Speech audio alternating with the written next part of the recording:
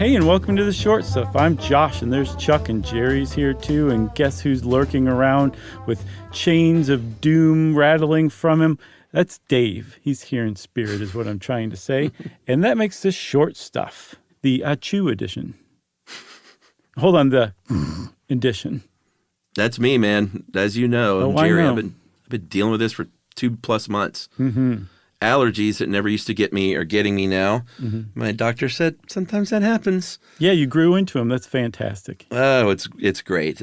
We did a very robust episode on pollen back in the day that was really popular because there are so many allergy sufferers in the world and I guess that listen to our show. But we want to thank How Stuff Works and, a PhD here, Carrie Whitney, for this article. Mm-hmm. But we're not talking about just pollen. We're talking about, you hear pollen count all the time, and I never stop to think, like, is someone counting pollen? Like, how do they even get that number? The answer is absolutely yes. Isn't that nuts? It surprised me. We'll get to that. But just a little brush up on pollen. Pollen is the gametophyte, the sperm, essentially, of the plant. It comes from the anthers, which is the male part, and then it fertilizes the carpel, the female part. And pollen, especially you, Chuck, I'm sure you see it everywhere because it's affecting you. You want to get away from it. Mm-hmm. Whole drifts of it just coat the cars in Georgia. Like, seriously, everybody, if you have never really experienced pollen, come to Georgia in the early to mid-spring, and you will be like, what is going on here? Why do people live here? It's yellow. It coats everything in these huge drifts. So you would think that you could see pollen, but it turns out an individual grain of pollen is, in every case, microscopic, from 10 micrometers to 100 micrometers, very, very small still. But they clump together, which is what produces those visible drifts of pollen. Yeah, and you know the other thing that pollen does here, and this is the really annoying thing, like it's annoying if you have allergies, obviously, but it will, if you don't take care of your car or your deck or whatever, like it will bake into whatever it's on. Yeah, definitely. Don't you have some pressure washing to do? Well, I've been doing pressure washing, but I have to pressure wash, like I don't drive my pickup truck. It's like a work truck. Uh-huh. I don't drive it that much, so it sort of sits unused for, weeks and sometimes a month at a time. Uh-huh.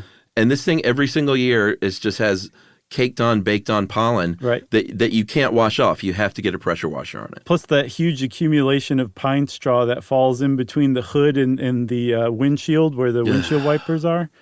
You just get stuck. Let's just talk about this for a while. All right, so pollen gets places in a couple of ways, as everybody knows. It can either go by way of insect, or the stuff that's really bad for your allergies is the stuff that goes by the way of wind. Right. And it gets airborne, and this is the stuff that they're measuring. They're not going out and sampling a bunch of bees and counting up the pollen grains on their cute little furry fuzzy legs. Right. They're trying to get to what's in the air because that's the pollen count that counts. Yeah, exactly. And usually it's from less showy plants because they don't need to attract bees or birds or whatever. It's like grasses, trees, just, stuff that goes kind of unsung. Weeds, but they blow through the air, and that's where it gets into your mucous membranes and makes you sneeze a lot. And one of the things that you have to know how to do if you're counting pollen is to know what each different type of pollen looks like? Grain. That's what I was after. Yeah, looks like. Yeah. So, because when you watch the news, they'll say, like, pollen count is high. Right. And if they really know what they're doing, they'll say, look out today for ragweed or something like that. Exactly. And I say we take a little break and we'll get into just precisely how they do that right after this. Let's do it. Well, now, when you're on the road, driving in your truck, why not learn a thing or two from Josh and Chuck? It's stuff you should know. Stuff you should know. All right.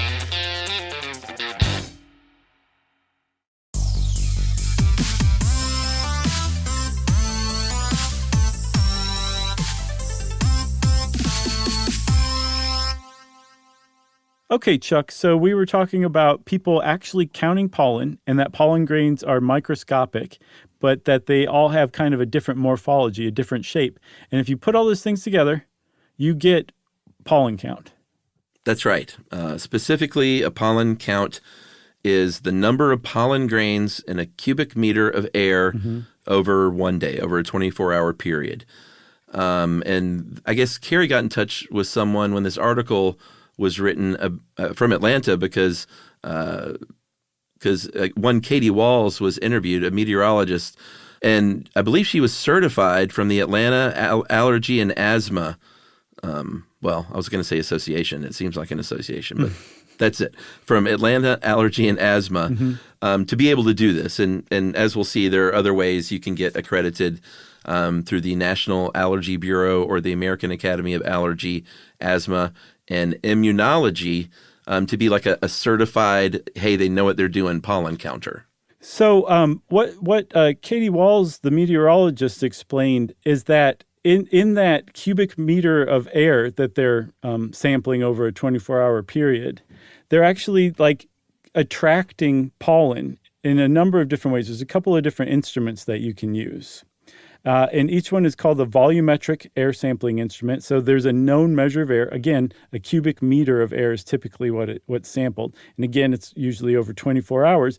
And there's two types, like I was saying. One's a rotating arm impactor, and the second is a Hurst-type spore trap. And they both are exactly what they sound like. Yeah, we have some brand names here. We're happy to buzz market. The rotating arm impactor, it seems like the most common one is the Rotarod. And then of the Hurst variety, the Burkhardt sampler. Sure. And I looked both these up, as I'm sure you did, but if you look at a picture, the Rotarod looks like just a little spinny contraption on a big tripod. The Burkhardt looks, to me, like a little bit like a camp stove or something. And they operate, or at least the first one, the Rotarod, is fairly intuitive. It does rotate. It starts spinning around really fast, about 2,400 revolutions per minute. Right. And these two little greased rods drop down, and they literally just capture pollen. Those little grease rods pick up these pollen spores, and then those rods are placed in a microscope adapter, and then they look at those, and they get their pollen count. Right. So that's one way. The other way, the Hurst type that the Burkhardt is an example of, it actually sucks in air over 24 hours. And in that air, it sucks in all the particles too. And rather than a greased rod, they have a greased microscope slide. And so that the pollen and the spores are attracted to that microscope slide. And then what's neat is the slide moves inward at a specific rate, 2 millimeters an hour. So you can actually see hour by hour which pollen was highest at what time. And like you said, in exactly the same way, they put it under a microscope and they study it. And the people that study it are called actuopalynologists. Palynologist studies pollen, and actuopalynologist studies live pollen. They're the ones who actually do the pollen count. And they actually count the pollen spores in their sample. Yeah. So if you, like me, thought that a pollen count was just some like random sample or like a statistical analysis of what it's usually like, or just somebody making up a number, none of that is true. It is an actual count, depending on where you are and what resources you have. It's going to work a little differently. Sometimes they collect this stuff every day for a year. Sometimes they just do it on weekdays. Sometimes it's a couple of days a week. Sometimes it's the county health department doing it. Sometimes it's an allergist that maybe is contracted by the news station. So it really depends on where you are and probably like how big of a city and maybe how much pollen you have in general as to how this goes down. Yeah, I could see a city government having to be fairly flush to invest in a pollen counting station. You think? How much are they? I don't know. I think it's more of a show-off thing than anything. You know what I mean? Okay. Like you want to show up Shelbyville, so you get your pollen counting station. Yeah, I gotcha. And then, Chuck, we talked about how the volume of air is usually about a cubic meter, right? Yeah. So that's 3 feet by 3 feet by 3 feet roughly. And if you just kind of make that shape around yourself, it's not that big. And what they're saying is if there's like like we're at 3,000 level, which is extremely high, there are 3,000 grains of pollen in that cubic meter over the course of 24 hours, or at any given point in that 24 hours, which means that you're sucking all that in. So it really kind of drives home like what those numbers mean. I mean, yeah, 3,000 sounds way higher than say 200 or 50 or whatever. But when you put it in that perspective, it almost makes you choke. Yeah, I wonder if any place places these in different places to compare those numbers. Like a really rich city. Like, I mean, maybe like this Atlantic is wrong. City, maybe. But it would seem to make sense that there's more pollen, on the edge of a forest than there would be, in the mall parking lot, right? Sure. You'd think so. Although it's airborne, but I don't know. No, it definitely would, because it's going to spread out from that forest, so yeah, it would be denser there. I wonder where they put these things in. I don't know, but you're probably That's not one thing getting, I didn't find out. You're not getting an accurate count when you put it like right at the edge of a forest. But also you're making way more work for yourself too, because you got to count all that, buddy. That's right. You got to get to that forest. So there's a couple of other things that this How Stuff Works article included about pollen that I found gratifying, that they were saying like, yes, pollen makes you sneeze and it can give you terrible allergies, but it's also useful in other ways. And the actual palynologists, they study live pollen. But there's other kinds of palynologists that study fossilized pollen, or they use it for crime fighting. Yeah, because if that could be your alibi. If there's pollen on the scene and they say that you were there, and you're like, that's not my pollen, because my pollen is ragweed, and that pollen is hickory. Some other kind of weed. Yeah, hickory. That could get you out of a murder rap. Totally. That's forensic palynology.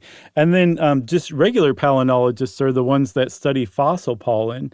And you can do everything from figure out what plants ancient societies worked with to what the climate of like an incredibly old spot on Earth was, just by finding pollen grains. And the reason why is because when a plant evolves its pollen morphology, it doesn't change, even over millions and millions of years. So if you found a piece of ragweed pollen fossilized in a strata that's 60 million years old, you know that there was actually ragweed growing there because it matches the ragweed morphology today.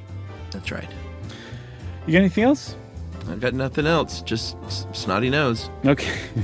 Well, good luck with that, Chuck. And since I wish Chuck good luck, Short Stuff is out. Stuff You Should Know is a production of iHeartRadio. For more podcasts from iHeartRadio, visit the iHeartRadio app, Apple Podcasts, or wherever you listen to your favorite shows.